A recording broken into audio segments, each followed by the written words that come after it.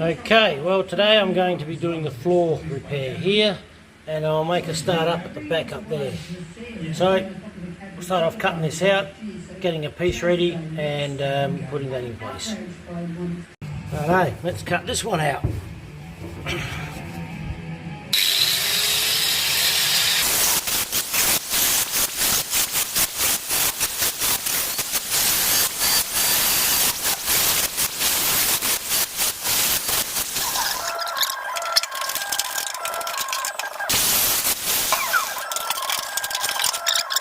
So what I've got here is the bottom of the rear torque box, the part I couldn't get to. So you can see where I did actually stitch the old new piece on the old piece. So I'll now cut through there, up here, and I'll put that new little piece in, and then I'll put the new plate on top. So that's the next bit. Righto, there's the crappy bits out, so we'll get them out of the way. I'll make a new piece to come in here for the bottom of the torque box, so it met up, probably this far up, and then the panel that goes on top. Alright, got that little panel underneath welded onto the rear torque box, so I'll be able to sand or grind that down from underneath later on. And then this bloke will fit in there, and I can press that down to make it level as I weld it, and that will sit in there just nicely. So it'll look the part, I think. We'll get that in now. G'day all, thanks for joining me again.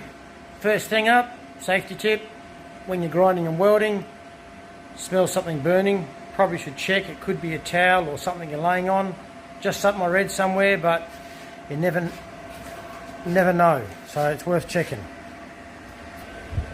Here's that floor that I was doing earlier. That doesn't come up too badly, so we'll give that a paint. Then I'll get on to this next one over here, which is going to take a bit of time. So, on further inspection, this piece of floor that I was just going to repair those patches, it's just rotten all the way through. There's little holes, and as I poke through it, you can see there, it's crap. So I'm going to cut that whole section out and replace the lot. And I'm going to do that with this piece here. So I'm going to now cut that out and then bend it up and spend some time, and hopefully that'll fit. Better do a good job. Got the supervisor here checking. Yeah. Well, there's my piece. That's it sitting there, not welded in yet, but it's sitting there. It's taken a bit of shape and a little bit of hammering, but sort of in the right place. So now I'll just cut out the one below it as I weld around and press that in level. I think that'll come up alright, and then I'll make the separate corners here where these holes are, because that was just not going to be very easy to do around that bend. So let's see how that goes. So getting into it a bit now, started to cut and spot weld it, or just not spot weld, check it along the way. I'm just about to use the jigsaw now to get around that curved section there. It's a bit tricky, up around that, which is up the side, and down to that corner. So I'll do that now, and hopefully that'll press in okay. We'll tack that up. I'll just show you this little jigsaw working. Air pneumatic. They call it a reciprocating saw, but it's a little jigsaw. But it's damn good. So I thought I'd just give you a quick demo. I'll start cutting this here. So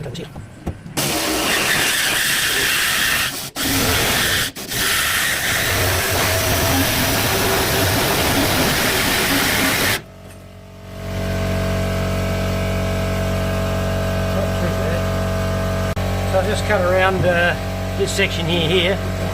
As you can see now, I can weld, I'll push it down and I can weld that in flush.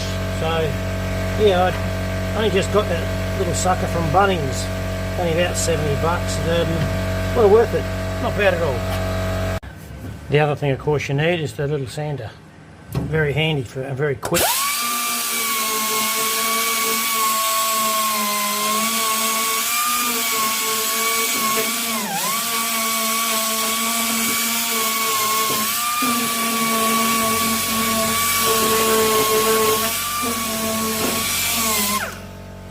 Also,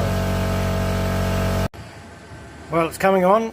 Replace that whole section in the back here.